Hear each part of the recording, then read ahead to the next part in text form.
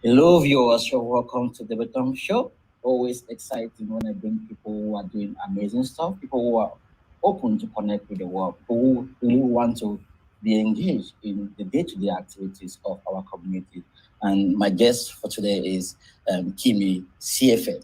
Yeah, Kimmi Siefen. Siefen. Yeah, I hope I pronounced the word well. you did surprisingly well. Yeah. Okay, you are welcome to the show. Thank you.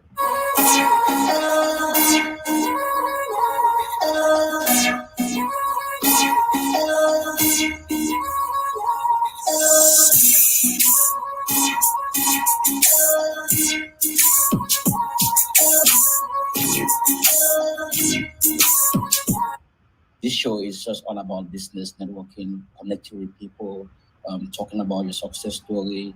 You know, right? Maybe someone might be interested to connect with you someday. You know, depending on what they are interested in. You know, when they go online searching for something. But today, our topic is going to be focused on Lainappi. You know, I think what you guys are doing is really, important in this age that everyone don't have that opportunity to like buy something, so we can reuse some stuff. So, how do you think people should know who you are? Well, I think we could maybe start how we got into this story. This all happened approximately 2 years ago. I was actually in a festival myself, partying, so to say, and then I received a phone call from my big brother, and he told me that he has an excellent idea he would want to propose to me myself. And I told him that I'm not in the condition to talk right now, but give me a call the next day and let's see what he's talking about.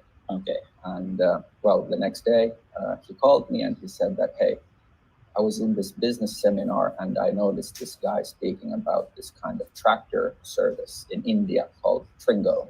Okay. And then I was like, what is Tringo? And he said, well, Tringo is this kind of service where people who are not so financially well, from like poor people, could take care of their farms. And in India, it's very expensive to buy a tractor for yourself or buy all the equipment you need to take care of a farm. And they invented this platform called Tringo, which offers the more wealthy people the possibility to put their own tractors to rent. Okay. At a cheaper price so that poor people could afford it and use it, and both parties would benefit.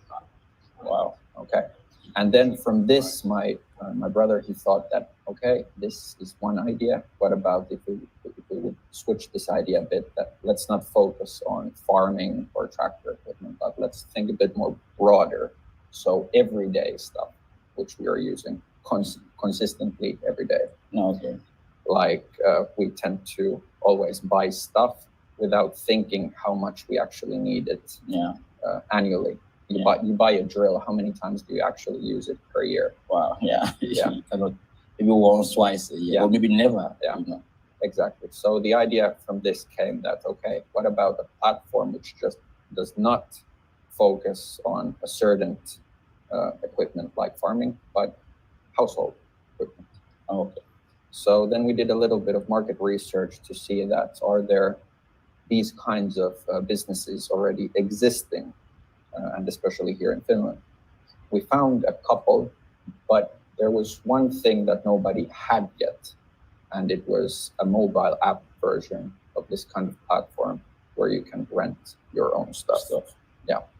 And we saw that a mobile application would be more valuable than a web page, because, for example, if you want to add your own stuff into this service, you don't have to separately take a photo, put it on your computer, and upload it to the service.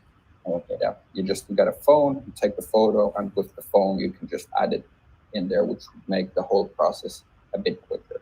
Okay. Yeah. And nonetheless, you can do this wherever. You don't have to be at your home on your desk. You can be on your way.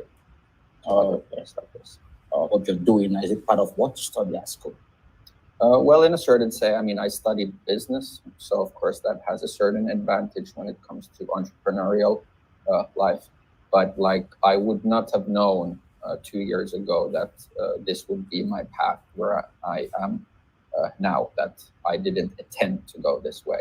I just heard the idea, and then I thought that, okay, if this would exist, would I use it myself? And if I would use it, how would I use it? Would I be the person who is looking for items that I only need rarely? Or would I be the, so to say, the giving party, that I would put some of my own stuff, which I already own, that I don't use frequently? Like a snowboard, for example, or a wetsuit, or a board, stuff that I have, but I just use it super rarely. So the idea of, okay, adding my own stuff into this kind of network and giving the possibility that another person would save money, and then of course that I would have the possibility to make some passive income for myself. So both parties. So what do you think about the impact to the environment of what you're doing? Well, to the environment, I would say we have a very good impact if people would start to develop a bit of this kind of mindset, just to think maybe twice before just buying something that do you really need it. Yeah. Okay. Yeah. Viewers, I'm here with Kimmi, and we are having a conversation about the circular economy, but precisely this company that is a co-founder, that's Lainappi. And what they do is let me just share with you guys what Lainappi actually does. So you can see the website. This is the website of Lainappi, and it says it is a tampere-based company founded in 2020, and the business is based on an innovative household item rental services offered to consumers and business customers. The service works through a mobile application where users can rent items from each other, such as tools, sports equipment, and clothing. The free download app serves as a tool for users to rent items. We develop easy and sustainable ways to make rental achievable and affordable, so that as many people as possible can enjoy. So, looking at what they are all about, okay, it's like Happy acting as a middleman, or they do more like involved in the rental process. We are in a certain way the middleman, that we take care of the transaction from person A to person B, and from that we just take a small commission because we're holding this service, and we connect the renter to the owner. But we do not take further action into people. Of course, we help in customer service, and if they have any questions considering the rental process and what are the responsibilities of individuals, that's where we help. Okay. Would want to rent a drill from me, or then I'm the one who is renting the drill.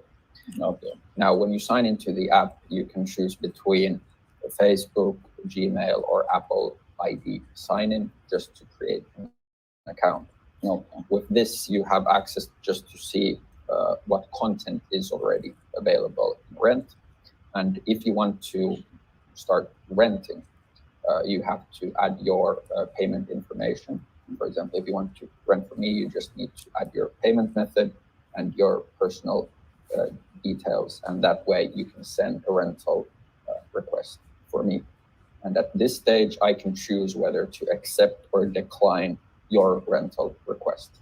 Okay. Yeah. And then when we talk about the other side, so what it requires for a person to add their own items for rent, it gets a bit more trickier at this point. So we use a payment platform called Stripe, which requires identity verification. Okay. So unfortunately, it is not a possibility at the moment to just create an account and put in your name and address and phone number. When you need to verify your identity, you have to send proof of your ID card, for example. Okay. For us, it's like the KYC, like yes, exactly. Yeah. Okay. We are following those rules. They're EU directives. Yeah. So it's mandatory. And basically the process just goes that you take a picture of the front side of your driving license or passport, and in some cases from the back side. After that, it will be sent to Stripe, where they just verify that you are the person you are claiming. Okay. And after this, all you have to do is just add your bank account number, and then that will be the bank account number where you get the rental transaction money if you are Okay. What if there's like if a customer got something, they like connect if a customer connect with someone who is offering some items, who's renting out some items, and in the end, maybe the item got broken or destroyed something. How do you guys get involved? So yeah, you're now in the core of the question. Yeah. This just might be the most common question we Yeah. get. And so, first of all, when you do this rental transaction, both parties have to accept the rental terms of Lainappi. And this means that you need to tick a box. And of course, we guide and highly recommend you that you read through the rental terms. They're not long, but they have all the specific details needed. And in that document itself, we also are completely transparent that we do not take responsibility if something were to happen. But we have a couple of solutions we use to make the process a bit safer. First of all, we highly recommend using a rental agreement template, which means that you just can you take a paper, you put your own terms for the item. For example, do you want it returned cleaned, or will the other party take care of the cleaning? And you just transfer each other's identity and just confirm, the other party.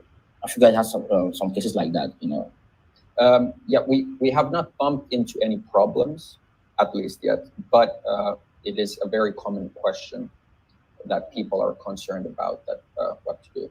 And of course, if the case happens that something gets damaged or not returned and it's stolen, we of course, as Lainappi, have the privilege to see both parties and their exact identity, their phone number, where they live, and in this way, it would be like, it's our job, of course, to help the users get to the bottom of this and figure out the best solution. Okay. So what will you say are some of the challenges that you guys have been facing since you went into creation? Like, if ever since you guys established the business?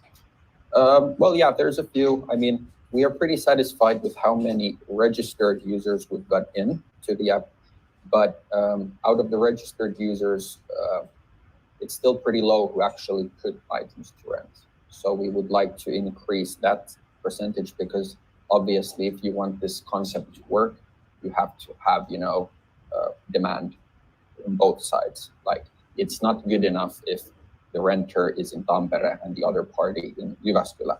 They're too far away from each other. Okay. So our main focus now is just to gather a lot of people in a small area, and our main focus currently is here in Tampere and then in Helsinki.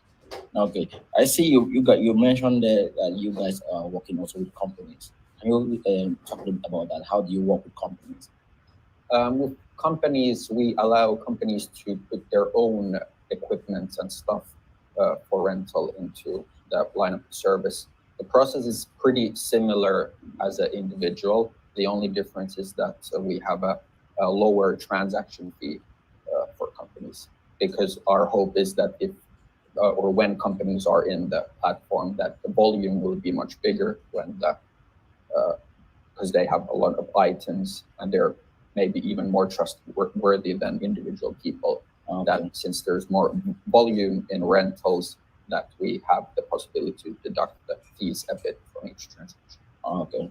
Talk about people with some disabilities who can really maybe access the internet. How have you come across some like people like that who want to use your services, but maybe they don't really know how to go about it? You guys have some like a section of your like service that help people who want stuff but cannot really go online or on the app to search for it. Like, for example, I might want to go in the tractor, and I might just send a message to you guys that I need a tractor. You guys have some services that will look for that tractor for me and connect me with the person who is offering it out.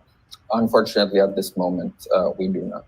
But if you have, if some person has disabilities, it's of course possible that they ask help from a friend who can do this for them. Okay. And everybody is of course always welcome to contact us and look at other solutions. So what would you say is the 5 years vision of Lainappi? Where do you guys see yourself 5 years from now? Well, in 5 years, I mean, I would like to say, I'd love to say, no, I will say that in 5 years, we would be the most known rental platform for household items in Finland. So if somebody asks that, do you know what is Lainappi, they know the purpose of Lainappi. Okay. It would be nice that people know that there is this service here among us which offers this possibility. Okay, wow.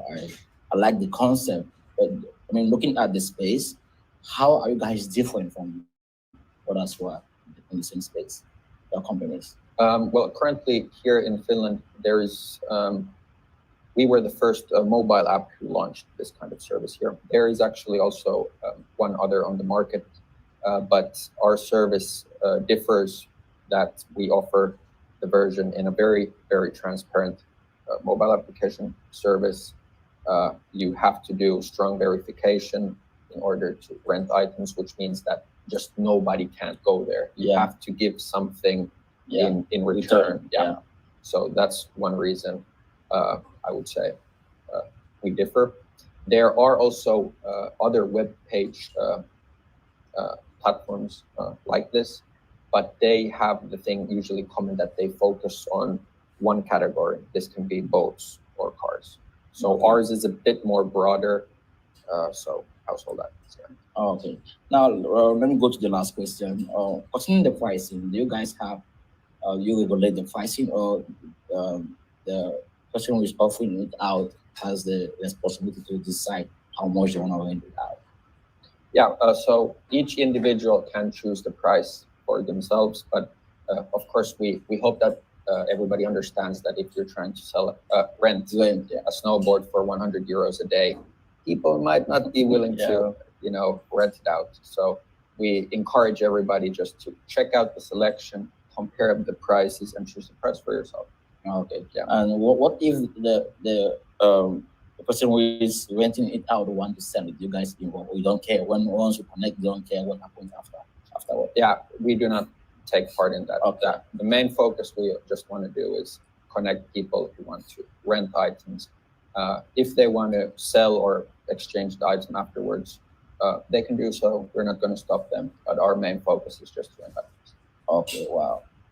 Viewers, if you have been watching, as I mentioned, this is Kimmi, and he's one of the co-founders of Lainappi. What they do is offering rental services to anyone out there who want to, get something maybe for 1 or 2 or 3 days, and then return it back to the owner. And I think this is a cool and smart idea because they have designed it in a way that they make it easy for everyone out there who have little or no money, that little or no money to get something they need at any given period in time. So I will encourage you guys to, go at least check it out, and you can never know, you might have something someday in the future that you want to, give it out or rent it out to someone else out there who might need. So, because there's nothing like really cool when you have it there and no one is using it, so it will just get decay, get bad and something like that. So I will encourage you guys to, go. This is the website. You can go to the website. Everything is there. Even from the website, you can go to the page. You see that's Lainappi. Let me show you guys. From there, you can download the app. Yeah. So it's really easy. You see, you can download the app from the page. You can go to the App Store or Google Play to download the app. So it is mobile friendly for Apple users and Android users. Don't say my phone is Android and my phone is Apple, so I won't be able to download it. So Kimmi, if say you have to say something, there are a lot of people who during this COVID-19 they lost their businesses. Some are facing a really hard time. Why some lose their jobs, and some at this point in time are struggling, to get involved in entrepreneurship. But you figure out something on your own or with the help of a team to work on this project, and you guys are really doing like you're going in it. So what would you say to an entrepreneur out there who is in business and they are like trying to figure out things, on their own, struggling, like taking a now I'm done with this. This is too much. I cannot do this. So what do you say to them to motivate them, to elevate them? You mean entrepreneurs who are already entrepreneurs? Both who want to become and are with entrepreneurs. Well, entrepreneurs who are to become, I would highly just recommend that before establishing anything, think to yourself, do you like the idea? And if you do, are you going to establish a team with it? And if you will, think very clearly who the team will be. Team is everything in an entrepreneur business. Without a good team, you can't have a really good product. So I would focus very much on the team. That's very important. And well, for already existing entrepreneurs, I would seriously highly take advantage of opportunities like we have here, where we are currently having this discussion in coming to places where there are other startups. Yeah. You go for a coffee break, you eat lunch, you meet people you've never met before who are in businesses. And this way you get to know new people, your network, just like we're doing right now. You know, when I go into your LinkedIn, what really attracted me to want to really go further to like check out on you was the fact that you are open for networking. Okay. So I saw that, wow, it's open for networking and open to new ideas. And basically what you're saying is they should be open to connect with people, you know, and also get exposed to an environment where they can find like-minded people who are doing maybe some similar stuff or other things, and might have some ideas that might help them in most of the challenges that are facing their business. So I think that is really cool advice to give to you who is watching right now. If say you are watching, you know, guys, share this content. If you are watching from Tampere, Finland, wherever you are, I believe you have learned or get something from this you know, show. And the idea here is not only to share a success story or to, you know, talk about the business. The idea here is to make you understand that you have to take matters in your own hands. You don't have to, you know, always think things are gonna be bad. You know, like things goes bad, and not always, but at times you need to wake up and take actions. And looking at what Lainappi is doing, they are saving the environment. They are creating services that you know will help you and the environment live for a longer time. And if say we have more companies like this, then I believe the issue that we are having with climate change, you know, destruction of the environment will be, you know, reduced. So until then, guys, I wish you all the best, and don't forget to stay safe. Remember, we are in a difficult moment, COVID-19, so make sure you stay safe. Bye-bye to everyone. Thank you.